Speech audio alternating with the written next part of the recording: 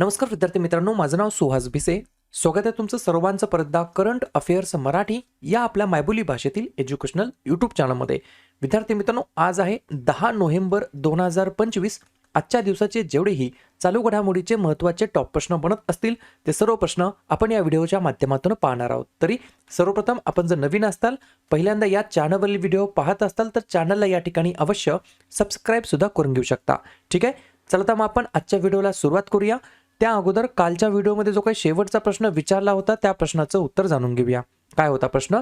दादासाहेब फाळके पुरस्कार 2025 या पुरस्काराने कोणाला सन्मानित करण्यात आलेला आहे? तर बऱ्याच विद्यार्थी मित्रांनी अगदी योग्य उत्तर टाईप करून सांगितलं आहे. पर्याय क्रमांक डी, मोहनलाल यांना या ठिकाणी विद्यार्थी मित्रांनो 2023चा हा पुरस्कार आहे, परंतु देण्यात आला 2025 मध्ये.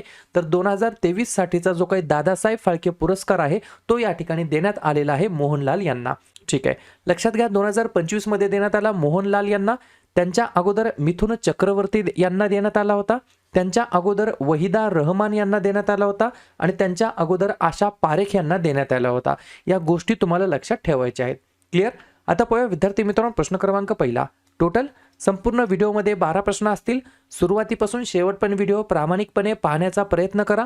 एक एक प्रश्न महत्त्वाचा आहे, तुम्ही कोणत्याही परीक्षेची तयारी करा. प्रश्न क्रमांक पहिला काय आहे? दरवर्षी शांतता आणि विकासासाठी जागतिक विज्ञान दिवस केव्हा साजरा करण्यात येत असतो?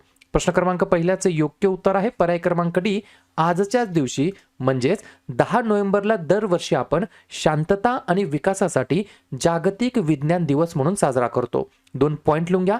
दरवर्षी 10 नोव्हेंबर रोजी हा दिवस साजरा केला जातो, जो समाजातील विज्ञानाचे महत्त्व आणि जागतिक शांतता व शाश्वत विकासासाठी विज्ञानाचे योगदान अधोरेखित करतो. दुसरा पॉइंट, युनेस्कोने 2001 मध्ये बुडापेस्ट या ठिकाणी आयोजित केलेल्या विज्ञानावरील जागतिक परिषदेनंतर या दिवसाला या ठिकाणी साजरा करण्यास सुरुवात झालेली आहे. ठीक आहे, पहिलाच प्रश्न आहे महत्त्वाच्या दिवसाबद्दल. तर लगेच काय करूया, नोव्हेंबर महिन्यातील जेवढेही महत्त्वाचे दिवस असतील त्याच्यावरती आपण एकदा चर्चा करूया. लिहून घ्या.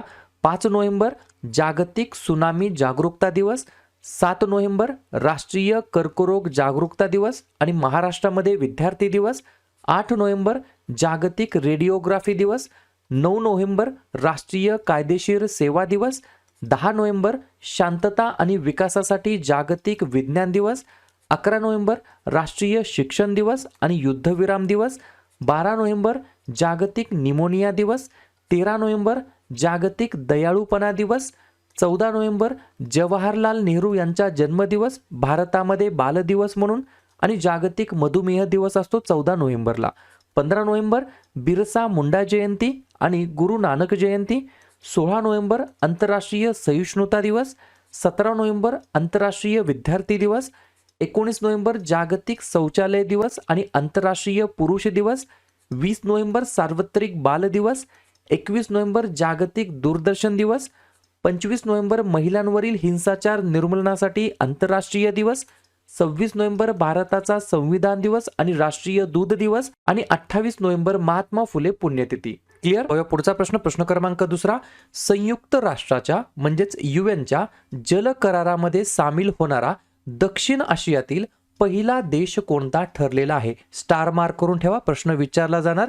2 नंबरच्या प्रश्नाचं योग्य उत्तर आहे पर्याय क्रमांक सी, बांगलादेश हे या प्रश्नाचं योग्य उत्तर असणार आहे. तर बांगलादेश हा देश या ठिकाणी युएनच्या संयुक्त राष्ट्राच्या जल करारामध्ये वॉटर ॲग्रीमेंटमध्ये सामील होणारा दक्षिण आशियातील पहिला देश या ठिकाणी ठरलेला आहे. याच्याबद्दल काही 4-5 पॉईंट्स आहेत, ते लिहून घ्या. पहिला पॉईंट, सीमापार जलमार्ग आणि आंतरराष्ट्रीय तलावांच्या संरक्षण आणि वापरावरील संयुक्त राष्ट्रांच्या अधिवेशनामध्ये सामील होणारा दक्षिण आशियातील पहिला देश या ठिकाणी ठरला आहे बांगलादेश. दुसरा पॉइंट, संयुक्त राष्ट्रांच्या जल कराराला अधिकृतपणे सीमापार जलप्रवाह आणि आंतरराष्ट्रीय तलावांच्या संरक्षण आणि वापरावरील अधिवेशन म्हणतात. तिसरा पॉइंट, हे 1992 मध्ये हेल्सिंकीमध्ये स्वीकारण्यात आलं होतं आणि 1996 मध्ये ते लागू करण्यात आलं होतं. शेवटचा पॉइंट, सुरुवातीला पॅन युरोपियन प्रदेशासाठी हे डिझाईन करण्यात आलेलं होतं आणि मार्च 2016 नंतर ते सर्व संयुक्त राष्ट्र सदस्य राष्ट्रांसाठी आता खुलं करण्यात आलेलं आहे, ओपन करण्यात आलेलं आहे. तर हे जे काही UN वॉटर म्हणजे काय ॲग्रीमेंट आहे त्याच्यामध्ये या ठिकाणी दक्षिण आशियातील सहभागी होणारा पहिला देश कोणता ठरला आहे? बांगलादेश. एवढंच तुम्हाला लक्षात ठेवायचं आहे. पुढचा प्रश्न क्रमांक 3, कोणत्या राज्यामध्ये देशातील पहिले न्यायालयीन शहर बांधले जाणार आहे? 3 नंबरच्या प्रश्नाचं योग्य उत्तर आहे पर्याय क्रमांक बी, केरळ हे या प्रश्नाचं योग्य उत्तर असणार आहे. एक पॉइंट लिहून घ्या. केरळमध्ये कलामसेरी कोची जिल्ह्यामध्ये एक शहर आहे, त्या ठिकाणी 27 एकर जागेवरती हे बांधण्यात येणार आहे आणि या शहरामध्ये जवळपास 61 न्यायालये असणार आहेत. ठीक आहे. अजून एक गोष्ट, बऱ्याच जणांची जी काही रिक्वेस्ट होती की सर आपल्या चॅनलवरती जे काही सेपरेट टॉपिकवरती व्हिडिओज यायचे ती सिरीज सुरू करा. तर लक्षात घ्या, आज संध्याकाळी 7:30 वाजल्यापासून ती आपण सिरीज सुरू करणार आहोत. दररोज संध्याकाळी 7:30 वाजता एका टॉपिकवरती नवीन व्हिडिओ येणार आहे. आज आपण सुरुवात करणार आहोत इम्पॉर्टंट समिट्स, म्हणजे जे काही महत्त्वाच्या परिषदा आयोजित केल्या गेलेल्या आहेत, बरोबर, त्याच्यावरती सेपरेट व्हिडिओ येणार आहे आज संध्याकाळी 7:30 वाजता. मला फक्त कमेंट करा. पहा, तुम्ही एकच टॉपिकवरती कमेंट करू नका. तुमच्या साईडने मला कमीत कमी 5 टॉपिकची या ठिकाणी कमेंट करा, जेणेकरून मला लक्षात येईल की या टॉपिकवरती या ठिकाणी व्हिडिओज तयार करा. तुम्हाला फक्त व्हिडिओच्या खाली जायचं आहे की सर या 5 टॉपिकवरती व्हिडिओ बनवा. तुम्ही 10 टॉपिक सांगितले तर अजून चांगली गोष्ट आहे, बरोबर. ठीक आहे. ज्या टॉप कमेंट्स असतील त्याच्यावरती व्हिडिओ अवश्य या ठिकाणी बनवण्याचा मी प्रयत्न करेल. ठीक आहे. प्रश्न आहे प्रथम घटनेबद्दल, देशातील प्रथम घटना, याच्यावरती सुद्धा नक्कीच व्हिडिओ येईल. तोपर्यंत आपण या ठिकाणी केरळ हे या प्रश्नाचं योग्य उत्तर होतं, तर केरळ बद्दल चर्चा करूया. या राज्याची स्थापना 1 नोव्हेंबर 1956 ला झाली.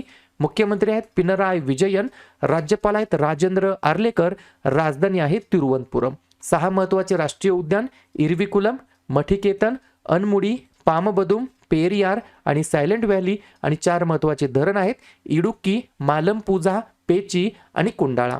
पुढचा प्रश्न क्रमांक 4, कोणत्या भारतीय बँकेचे नाव इन्फ्रास्ट्रक्चर डेव्हलपमेंट बँक IDB असं ठेवलं जाणार आहे? 4थ्या नंबरच्या प्रश्नाचं योग्य उत्तर आहे पर्याय क्रमांक ए, नाबफिब. म्हणजेच काय? NABFIB असं या ठिकाणी या भारतीय बँकेचं नाव आहे आणि या बँकेचं नामकरण आता काय करण्यात येणार आहे? IDB, infrastructure development bank. ठीक आहे. या ठिकाणी ऑलरेडी हे जे काय NABFIB याचं फुल फॉर्म देखील विचारलं जाऊ शकतं, तर लिहून घ्या, national bank for financing infrastructure and development. अशा प्रकारे याचा फुल फॉर्म होता. तो आता या ठिकाणी नामकरण करून काय होणार आहे? फक्त IDB, इन्फ्रास्ट्रक्चर डेव्हलपमेंट बँक. ठीक आहे. ही जी काही अगोदरची होती बँक ती 2021 मध्ये स्थापित करण्यात आली होती एक जागतिक वित्तीय संस्था म्हणून. त्याचं आता नामकरण करण्यात येणार आहे. ठीक आहे. पुढचा प्रश्न क्रमांक 5, BIS म्हणजेच ब्युरो ऑफ इंडियन स्टँडर्ड्स, भारतीय मानक ब्युरो, याचे नवीन महासंचालक म्हणून कोणाची नियुक्ती झालेली आहे? 5व्या नंबरच्या प्रश्नाचं योग्य उत्तर आहे पर्याय क्रमांक डी, संजय गर्ग असं त्यांचं नाव आहे. त्यांना या ठिकाणी नवीन डायरेक्टर जनरल, महासंचालक म्हणून भारतीय मानक ब्युरोमध्ये त्यांची नियुक्ती करण्यात आली आहे. हे जे काही भारतीय मानक ब्युरो आहे याची स्थापना 23 डिसेंबर 1986 ला झाली. तर याचं मुख्यालय आहे मानक भवन म्हणजेच जुनी दिल्ली या ठिकाणी. प्रश्न आहे महत्त्वाच्या नियुक्तीबद्दल, तर लगेच नवनवीन जे काही लेटेस्ट अपॉइंटमेंट्स झालेले आहेत त्याच्यावरती चर्चा करूया. BCCIचे नवीन अध्यक्ष मिथुन मनहास, राष्ट्रीय कॅडेट कॉर्प्सचे नवीन महासंचालक वीरेंद्र वत्स, आंतरराष्ट्रीय पॅरा ऑलिम्पिक समितीचे अध्यक्ष अँड्रू पार्सन्स, भारतीय क्रिकेट संघटनेचे अध्यक्ष शांता रंगास्वामी, असोचॅमचे नवीन अध्यक्ष निर्मल कुमार मिंडा, IUCN मध्ये प्रजाती जगण्याची आयोगाचे पहिले असे अध्यक्षपदी विवेक मेनन, संरक्षक लेखा नियंत्रकपदी विश्वजित सहाय, अमेरिकेतील व्हर्जिनियामध्ये लेफ्टनंट गव्हर्नरपदी गजाला हाशमी, तर भारतीय मानक ब्युरोचे महासंचालकपदी संजय गर्ग यांची नियुक्ती झालेली आहे. पुढचा प्रश्न क्रमांक 6, खालीलपैकी कोणता देश अधिकृतपणे ऑफिशियली जगातील पहिला कॅशलेस देश बनलेला आहे? इंडियाज फर्स्ट कॅशलेस कंट्री कोणता झालेला आहे? तर पर्याय क्रमांक सी स्वीडन हे या प्रश्नाचं योग्य उत्तर असणार आहे. तर स्वीडन या देशाच्या अंतर्गत किंवा हा देश या ठिकाणी अधिकृतपणे जगातील पहिला कॅशलेस या ठिकाणी देश बनलेला आहे. देशाने अशा अर्थव्यवस्थेमध्ये यशस्वीरित्या संक्रमण केले आहे जिथे जवळजवळ सर्व आर्थिक व्यवहार डिजिटल पद्धतीने केले जातात. आता 1% सुद्धा कमी व्यवहारामध्ये भौतिक रोख या ठिकाणी रक्कमाचा जे काही व्यवहार आहे तो या ठिकाणी केला जात आहे. तर पर्याय क्रमांक सी स्वीडन हे या प्रश्नाचं योग्य उत्तर असणार आहे. प्रश्न आहे प्रथम घटनेबद्दल. तर अशाच प्रकारे जगामध्ये बाकीच्या जे काही प्रथम घटना घडलेल्या आहेत त्याच्यावरती चर्चा करूया. जगामध्ये प्रथमच प्लास्टिक धुरावरती बंदी घालणारा देश मालदीव. जगामध्ये प्रथमच थोरियम पासून युरेनियम इंधन यशस्वीरित्या तयार करणारा देश चीन. जगातील पहिला पांढरा डॉल्फिन लिंक्स सापडलेला देश स्पेन. जगातील पहिली बंद इंधन चक्र असलेली अणुऊर्जा प्रणाली बनविण्याची घोषणा करणारा देश रशिया. जगातील पहिला AI जनरेटेड जिनोम तयार करणारा देश अमेरिका. जगातील पहिला मानवी मूत्राशय ब्लॅडर प्रत्यारोपण करणारा देश अमेरिका. जगातील पहिला संगणक विकसित करणारा देश अमेरिका. आणि जगातील पहिला बायोनिक चिप लॉन्च करणारा देश चीन हा देश आहे. ठीक आहे. पुढचा प्रश्न क्रमांक 7. कोणत्या राज्य सरकारने पिंक सहेली स्मार्ट कार्ड योजना किंवा महिला व ट्रान्सजेंडरसाठी मोफत बस प्रवास सुरक्षा आणि समावेशकता प्रोत्साहन देण्यासाठी या ठिकाणी ही योजना सुरू केलेली आहे? 7व्या नंबरच्या प्रश्नाचं योग्य उत्तर आहे पर्याय क्रमांक बी दिल्ली सरकार हे या प्रश्नाचं योग्य उत्तर असणार आहे. पुढचा प्रश्न अत्यंत महत्त्वाचा प्रश्न आहे. 2 स्टार मार्क करून ठेवा. 100% हा प्रश्न विचारला जाणार. मनोहर पर्रिकर युवा शास्त्रज्ञ पुरस्कार 2025 ने कोणाला सन्मानित करण्यात आलेला आहे? 8व्या नंबरच्या प्रश्नाचं योग्य उत्तर आहे पर्याय क्रमांक ए डॉक्टर साई गौतम असं त्यांचं नाव आहे. त्यांना या ठिकाणी मनोहर पर्रिकर युवा शास्त्रज्ञ पुरस्काराने सन्मानित करण्यात आला आहे. कशासाठी? तर एक पॉइंट लिहून घ्या. भारताच्या नाविन्यपूर्ण आणि वैज्ञानिक उत्कृष्टतेच्या प्रयत्नांवरती प्रकाश टाकणाऱ्या संगणकीय साहित्य विज्ञानातील त्यांच्या अभूतपूर्व संशोधनाबद्दल त्यांना या ठिकाणी मनोहर पर्रिकर युवा शास्त्रज्ञ पुरस्काराने सन्मानित करण्यात आला आहे. ठीक आहे. प्रश्न आहे पुरस्काराबद्दल. तर लगेच नवनवीन व्यक्तींना त्यांच्या वेगवेगळ्या क्षेत्रातील दिलेल्या योगदानाबद्दल जे पुरस्कार देण्यात आले त्याच्यावरती चर्चा करूया. 2025 साठीचा जागतिक पर्यटन पुरस्कार आंध्र प्रदेशला. विष्णुदास भावे पुरस्कार नीना कुलकर्णी यांना. महात्मा गांधी सेवा पुरस्कार डॉक्टर रामचंद्र गुहा यांना. IUCN केंटन मिलर पुरस्कार सोनाली घोष यांना. ब्रिक्स आंतरराष्ट्रीय पुरस्कार अबू सुफियान खारखोराव. मेस्ट्रो इगर अवॉर्ड आणि डॉक्टर शबीर हसन या 3 जणांना. राष्ट्रीय विज्ञान पुरस्कार जयंत नारळीकर यांना. ब्रिटिश अकादमी पुरस्कार सुनील अमृत यांना. French Chevalier del Ordre National du Merite ह्या पुरस्कार सुनीलकांत मुंजाल यांना. आणि मनोहर पर्रिकर युवा शास्त्रज्ञ पुरस्कार डॉक्टर साई गौतम यांना प्रदान करण्यात आला आहे. पुढचा प्रश्न दुबईमधील अल एन येथे झालेल्या 2025च्या पॅरा शूटिंग वर्ल्ड कपमध्ये आपल्या गोल्डन गर्ल अवनी लेखराने कोणते पदक जिंकलेले आहे? 9व्या प्रश्नाचं योग्य उत्तर आहे पर्याय क्रमांक सी सुवर्ण पदक. गोल्ड मेडल जिंकलेलं आहे गोल्डन गर्ल अवनी लेखराने. कशामध्ये? तर पॅरा शूटिंग वर्ल्ड कपमध्ये. पुढचा प्रश्न क्रमांक 10. कोणत्या संघाने हॉकी ट्रॉफी 42वी इंडियन ऑइल सर्वो सुरजित 2025 जिंकलेली आहे? 10व्या नंबरच्या प्रश्नाचं योग्य उत्तर आहे पर्याय क्रमांक सी इंडियन ऑइल मुंबईने या ठिकाणी याचं विजेतेपद जिंकलेलं आहे. या ठिकाणी बाकीच्या जे काही मग झालेल्या जे काही क्रीडा स्पर्धा आहेत त्याचं विजेतेपद कोणी जिंकलं त्याच्यावरती जाता जाता चर्चा करून जाऊया. भारताचा 89व्या क्रमांकाचा grand master Rohit Krishna S. FIFA club विश्वचषक 2025चं विजेतेपद चेल्सीने जिंकलं. महिला युरोपियन फुटबॉल स्पर्धा 2025 इंग्लंडने जिंकली. World champions league of legends 2025 दक्षिण आफ्रिकेने जिंकलं. कोपा अमेरिका फेमिनिना महिला फुटबॉल स्पर्धा ब्राझीलने जिंकली. डॉक्टर BC रॉय ट्रॉफी 2025-26 मणिपूरने जिंकलं. रग्बी प्रीमियर लीग 2025 चेन्नई बुल्सने जिंकलं. आणि भारताची पहिली जागतिक भालाफेक स्पर्धा NC क्लासिक 2025 मध्ये सुवर्णपदक विजेतापद या ठिकाणी जिंकलेलं आहे नीरज चोप्राने.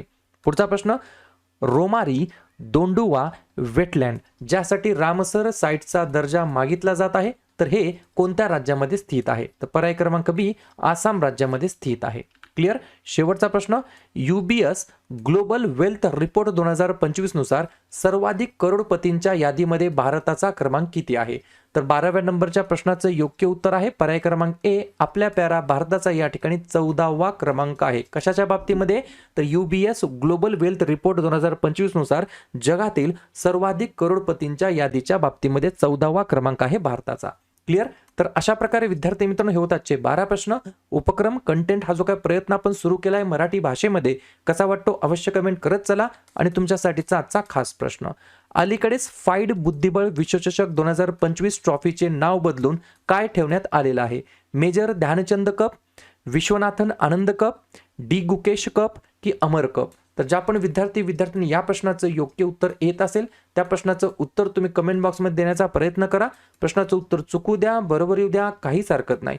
ट्राय करणं, प्रयत्न करणं सर्वात जास्त महत्त्वाचं आहे. आणि दुसऱ्या दिवशी येऊन आपण दिलेल्या प्रश्नाचं उत्तर हे बरोबर आलं की चुकलं हे दुसऱ्या दिवशी येऊन नेहमी चेक करणं, अभ्यासामध्ये कन्सिस्टन्सी मेंटेन ठेवणं हे सगळ्यात जास्त महत्त्वाचं ठरणार आहे.